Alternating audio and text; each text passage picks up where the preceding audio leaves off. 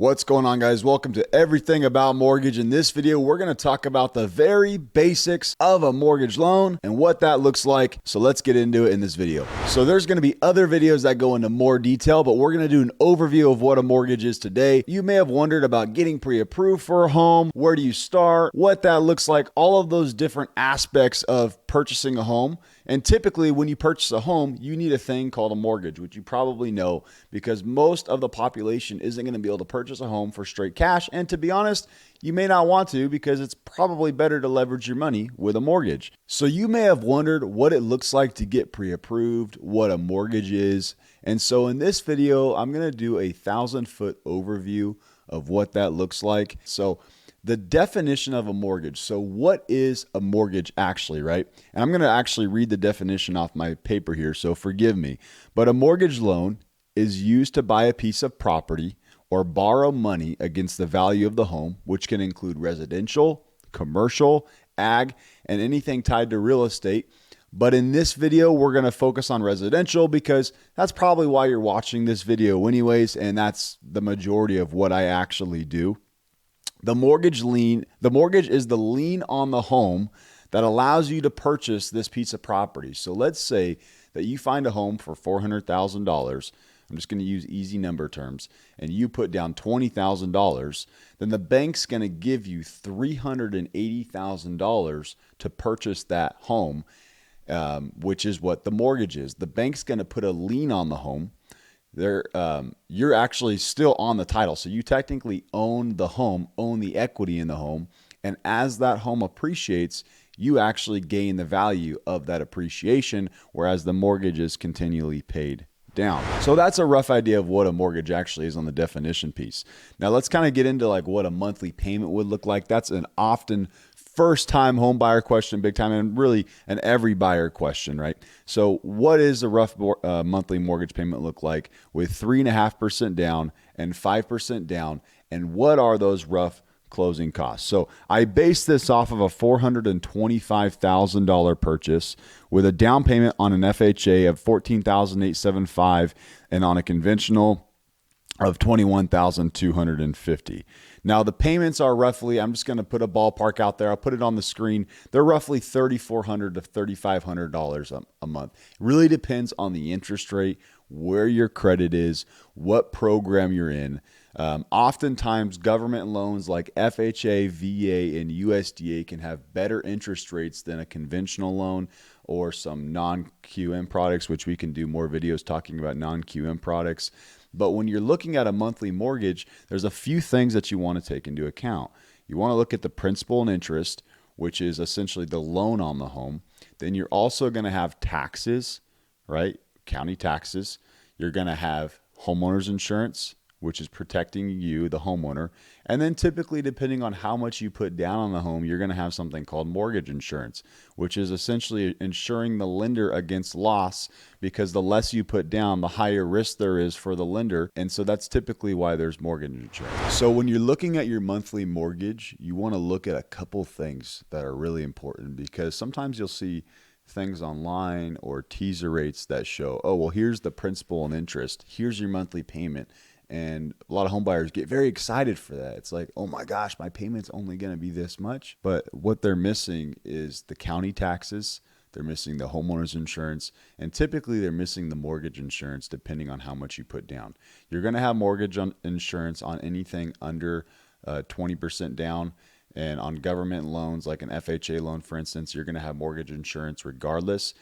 You can get that mortgage insurance removed on an FHA loan by refinancing, but that's for another video. Now, let's take a look at not only the down payment, but closing cost as well. This is a really important piece, because another thing that you'll see online is down payment of only 3.5% or 5%. But what that's missing is your closing cost. So you want to get with an actual lender who's going to break all this down with you. If at any time you're interested in getting pre-approved, feel free to go to my email in the description link or message me. More than happy to help get you started. Now, closing costs are such a huge portion of what you're going to be paying that it's something that, very important to pay attention to. Typically, it's going to be about 2.5% of the overall purchase price. This is a rough idea. This includes your prepaids, right? Which is, I tell people prepaids are almost like a piggy bank, right? It's a piggy bank where your taxes and your insurance are going to be collected up front to make sure there's enough money in that piggy bank that when the county tax season rolls around and the homeowner's insurance bill rolls around, they have enough money in there to pay that for you. Now, there are options where you don't have to impound your taxes and insurance inside of this piggy bank, but for the most part, I'd say 90% of people really do impound their stuff. This, of course, is a rough estimate. So 425,000, you're looking at $10,625 in closing costs roughly. So that takes your amount, right? If you are at a $15,000 payment and let's just say $10,000 in closing costs, now you're at $25,000 for your down payment and your closing cost on your home. So that's something to take into account. Make sure that you get with a lender that's going to break all that down up front so you don't have surprises when you go into escrow. There's also things like escrow fees, title fees, lender fees, appraisal, and then there's some things that the lender doesn't usually notate on their loan estimates because it's something that happens outside of escrow, which is like your home inspection. It's, your pest inspection. It's your roof inspection. The only time that typically a lender is going to ask for something like that is if it's in the purchase contract or an appraiser notices some serious issues on the house and they call for a roof inspection or a pest inspection, and they can do that. So let's look at the rough ideas of some different types of mortgages. We're going to have other videos that breaks down these types. I'm not going to go into the deep details of these mortgages in this video. This is a rough overview, but we're going to break these down. So there's probably more than this out there as well. Now, rough ideas of different types of mortgages. So we have our conventional loans, which can be used for a primary, a second home, which is like a vacation home. So let's say that you're buying a home in the mountains, like where I'm at in the Central Valley. A lot of people buy vacation homes in Shaver Lake, for instance, which is kind of like a lake area in our town or a couple hours away from our town. Then you have investment properties, right? An investment property is where somebody is essentially going to put a tenant in and they're going to use it to cash flow or they're going to use it as a long-term investment. You have your FHA loan. Now, this is one thing that people don't realize. An FHA loan is primary only. You have to buy the home as a primary. Now, you can live in that home for a year and then turn it into an investment, even if it is still an FHA loan. But your intention has to be occupying that property. It's very important that you are truly occupying it because you are going to sign an affidavit basically stating that you are occupying this property.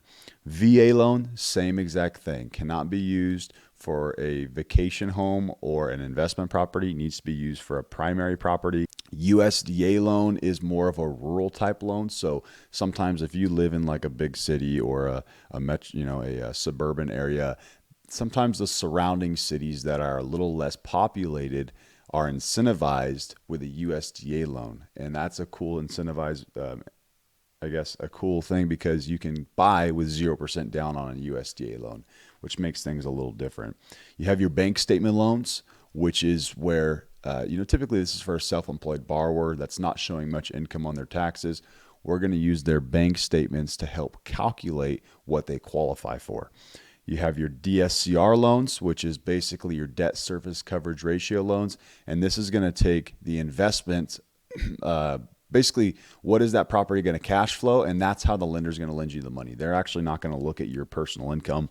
Then you have your stated income loans, which is the one that people are worried about, right? Because they've heard of 2008, 2007, but this time around, they're a lot safer. They typically require 20 to 25% down. They require a good credit score and they require a ton of reserves, 20 months reserves.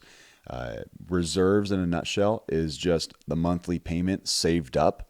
So let's say, they had 1 month of reserve. They required 1 month of reserve and the monthly payment was $2,000. Means they'd want $2,000 in your account when they close. Then you have your home equity lines of credit, which is essentially the best way to explain a HELOC is a credit card on your home. It's different than a cash out refinance. When you take cash out of your home, you just took that cash out, right? You have it in your bank account. There's no putting that cash back essentially into the home equity, like a home equity line. A home equity line is tied to the value of your house. So if your house value is at $400,000 and you only owe $150,000 on your current mortgage, some HELOC lenders will allow you to take up to 90% of the value of that property. So for example, 400K times 90% equals 360,000, right? So 90% LTV, loan to value of what your home is worth, minus 150,000, which is your current loan balance, equals $210,000. So you could take out technically on this is all just rough numbers, but you could take out a $210,000 equity line on your property as long as your appraisal comes in and things of that nature. You can use a HELOC for pretty much anything: home improvements, paying off debts, covering emergency expenses. It is your money because it's your equity. So you can use it for anything. But you should also be careful with a HELOC because typically HELOCs can be variable or adjustable. Right now I've seen HELOCs can be at 10 or 12%, and they act like a mortgage. So if you're not making your payments on them, the bank can foreclose and take the house from you. So it's something that you want to make sure you're assessing that risk up front before you jump in on something like that. A lot of people use a HELOC to invest in other properties, which is a great way to use your equity for you. Now that we have an idea of different types of mortgages, what a mortgage is, let's break down some loan terms that mortgages would offer and get into that. So first thing is a fixed rate mortgage, which is the most common one, which is basically what everybody knows about and everybody wants. This is the loan that 95 to probably 99% of people end up getting. It just means that your principal and interest on that home will not change. It's going to stay the same regardless, as long as you don't refinance it. So sometimes people cash out refi if they want equity out and take a little bit of a higher rate. Or if you refinance it lower, then your payment would actually get lower and your term would be better. But the main piece is your monthly mortgage is locked in. With the fixed rate, you can do different terms as well. So you can do like a 15-year term. You can do a 20-year term, 25, 30. Every time you change the term, so like let's say that when you're buying a home, you say, I want a 15-year mortgage. That payments on a 15-year term, your rate's going to be a little bit better, but your monthly payment's going to be higher, of course, because you're condensing the payments into a shorter time period. So there's also other cool terms out there I've seen, like 28, 29, 27 term that some banks offer. Reach out to us and we can kind of get you started on that. ARM products. So this is the one that freaks everybody out. This is the adjustable rate program or adjustable rate mortgage, right? And this is a big scary one. And I get it. It is a little bit worrisome, but let me tell you a little bit about it and then you can make the decision if you think it's really that bad. So typically, first off, we don't really do ARMs. We can do them, but the majority of clients that actually want them are very slim. We typically don't even talk to them about it just because it's a loan program that most people don't want to be a part of. But an ARM product is really actually not that bad. Right now, it's not really beneficial in our case because the rates haven't been much better than a fixed rate. The reason you would take an ARM product is the rate would be better than a typical fixed rate. Right now, that's not really the case with where the market is. So let's say that you look at a 5-1 ARM. What does that actually mean? It just means that first number, that 5, means it's fixed for 5 years. So the thought behind this is if you can get a lower rate in that 5 years, which by the way, nobody actually knows if the rates are going to come down, right? We're pretty sure that rates are going to come down, but nobody actually knows. So you run that risk. You're locked into hopefully a lower rate than what that fixed rate would be for those first 5 years. And then after that, it can adjust. Now, ARM products have caps on them, so they can't just, well, most ARM products, make sure you consult with your lender and ask all of the terms and know all of that. But they can't just keep going up above. Okay, they're going to have a cap on them typically. So, we haven't done one of these. I left a note on here that we have not done one of these in 2023. It's just not really a popular loan product. How mortgages work. Okay, so let's talk about a little bit. Now that you know different products, the terms, the basic definition of what a mortgage is. Let's talk about how a mortgage works and what that process looks like when you're going into escrow. So we're just going to talk next how mortgages work. We've talked about definitions, different terms, a bunch of different things. So let's talk about just a rough idea of the process of when you're buying a home, of what that looks like. So first off, you're going to obtain your mortgage pre-approval from a lender, and we're going to do another video breaking how we look at a pre-approval. We're going to have an in-depth guide how to get pre-approved for the most possible house. So make sure you like, subscribe, and follow, because we're going to have some good content coming out if you're interested.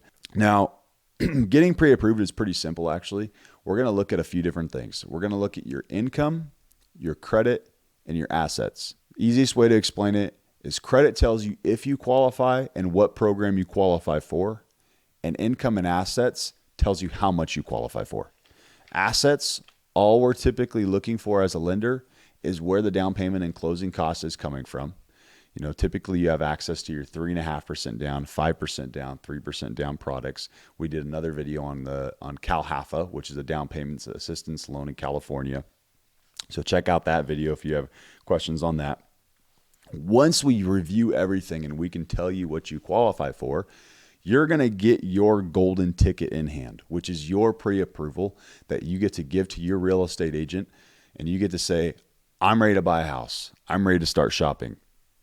That's your golden ticket to place offers on homes, to start looking at homes. You can look at homes before, but you really want to assess your budget and get an idea of where you qualify, because also you may qualify for, $1 million, but you don't want $1 million payment, right? So you got to figure out where your budget is, what you're comfortable with, what programs are out there for you, and then you go there. Now, house shopping. So we won't go into this video too much. We'll create another video on this. But now you're going to be, start shopping for a house. You're going to look with your realtor. You're going to tell them the area of town that you want, typically, what kind of home you're looking for. And that realtor is going to start looking for that home for you. Now, once the deal gets accepted, now you found a house, you placed an offer, you've negotiated terms with the seller or your realtor has. Guess what? Now escrow is opened, which means that you have a live contract and it is time to get to work. Now, typically, as the lender, we're going to ask for any remaining documents that we may need. So we're going to reach out to you. We may need updated pay stubs, updated bank statements, just different things that the lender is going to reach out for. So make sure you get that to your mortgage team ASAP, because what they're doing is prepping your file for underwriting to make sure that you have a nice and smooth transaction. Then you're going to do things like a home inspection, which we highly recommend. Here's the thing. Your appraisal is going to look for safety and health hazards, and there's definitely standards there, but they're mainly focused on value and what that home is worth. They want to make sure that the home buyer is paying a fair price for that home. And that's what's going to be given to the home buyer, showing them the appraisal, what comps they used, which comps are just what comparable properties in the area sold for close to this amount that's a similar home. Now, the difference between an appraisal and a home inspection is a home inspector is going to go through all the nitty-gritty details of the home. And this is very important to get. I always recommend getting a home inspection if they ask. I'm not an agent, so your agent will be able to help you get a home inspector. I do have home inspectors that I work with, but typically it comes from the agent. And then, of course, we're going to do the appraisal. And then the title company is going to do they're going to do a title search, making sure that property doesn't have any liens tied to the property, or there's not a son of the grandpa who owned the property that's going to come back and say, hey, we owned this home, this shouldn't have been sold, right? There's things in place that protect you from that, like title insurance and like the title search. Then it's going to go into underwriting, which your underwriter is going to approve your loan because your loan officer was great and did a great job, and they're going to review everything in detail. The loan officer is pre-approving you, calculating the income, but the underwriter is making the final decision. So once they have all your documents, they're going to make that final decision. You're going to need a homeowner's insurance company. So we recommend a few different people. But typically, if you have your own car policy, things of that nature, you can bundle that up and get a good price for that. Final loan approval. Once the underwriter has satisfied and cleared everything, now you have what is called your clearance to close. This means you are ready to close on the home. You are ready to sign your final documents in person with the notary. before you sign your final documents, you're going to sign a document called the closing disclosure. This is a lending document. It can actually go out before the clearance to close, but this is a lending document that's going to give you a good, close idea of what that final cost looks like. So make sure you review that with your loan officer. Make sure everything looks correct, nothing has changed, and so that you can tell them that you're ready to proceed forward to sign the final docs. Now that closing disclosure is going to go to escrow, and escrow is going to look at that. They're going to break down all the fees, make sure everything is correct. Escrow is almost like your protector. Okay, they're protecting the seller, they're protecting the buyer, they're protecting the lender, they're protecting the agents. They're making sure that all of the money is correct and going to the right place. So once escrow balances that out, you're going to get, or they're going to create a final settlement statement, and that's what you're going to sign in person with a notary at the very end. Now you're going to sign a lot more documents than that. There's, probably 100+ pages that you're going to sign, especially here in California, of documents with the notary. Now, once you sign all those final documents, you're on to the next step. You're probably wiring your money to escrow, or you've already wired it, and the lender's prepping the file to fund. You're typically going to fund that same day, or you're going to fund the next day. So this is a rough idea of what that looks like. After you fund, guess what? You record on the house, which means your name is recorded onto the title of the property. You are now the homeowner of that house. Your realtor is going to give you the keys, and you can start moving in. So that's a good idea of what the mortgage process looks like, an overview. Again, we'll do more videos that really breaks that all down, each individual part. And then I want to put one thing in here, your mortgage payment. When is my first mortgage payment? So this is a really key piece. When you close on the home, so let's say we're in September right now. You close in September. You're going to skip the September payment. You're going to skip October. And your first payment is going to be in November. So hopefully this video was helpful and broke down the idea of a mortgage process, guys. If you have any questions, feel free to email me, feel free to message me, and I'm more than happy to assist you. And we'd love to get you pre-approved as well. Have a good day.